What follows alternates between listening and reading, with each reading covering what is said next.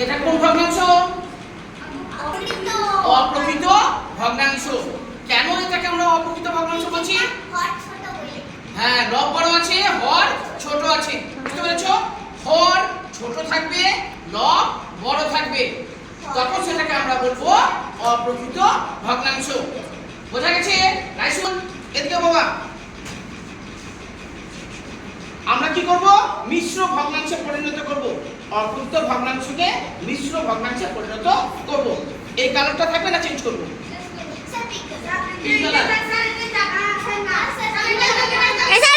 ঠিক আছে,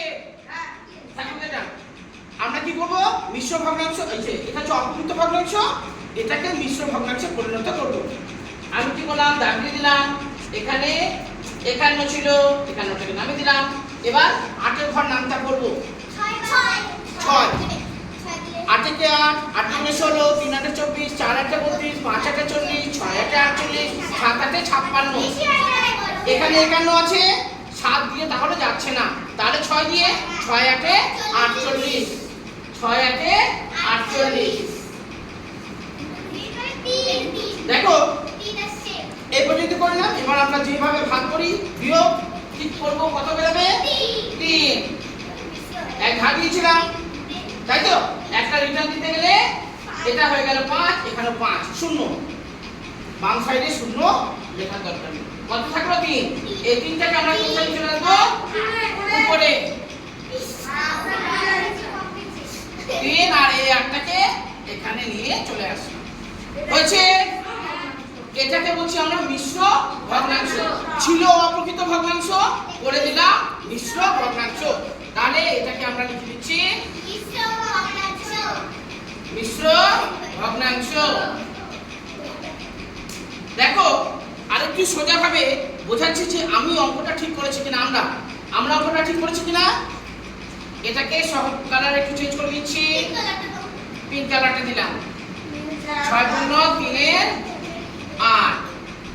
এবার দেখো এটাকে আমরা অপ্রকৃত ভগ্নাংশে নিয়ে আসছি। কি করে করব?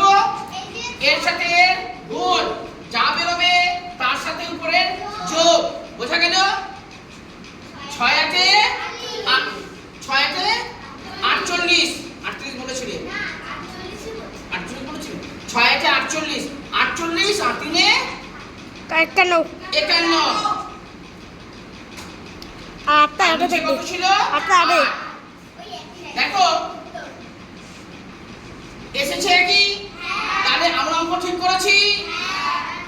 অনেক সময় আমরা এইরকম অঙ্ক পাবো মিশ্র ভগ্নাংশে। মিশ্র ভগ্নাংশ থেকে আমরা অপ্রকৃত ভগ্নাংশ কি করে নিয়ে আসবো? এইভাবে 6 × 8 = 48।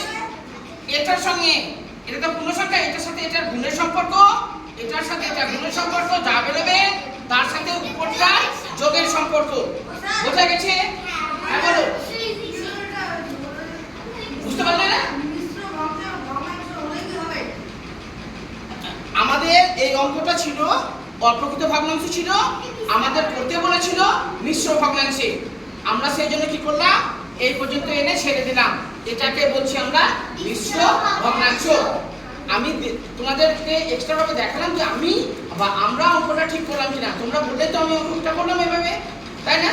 আমরা অঙ্কটা সঠিক করেছি কিনা, এই জন্য এটা ছিল হচ্ছে মিশ্র ভগ্নাংশ।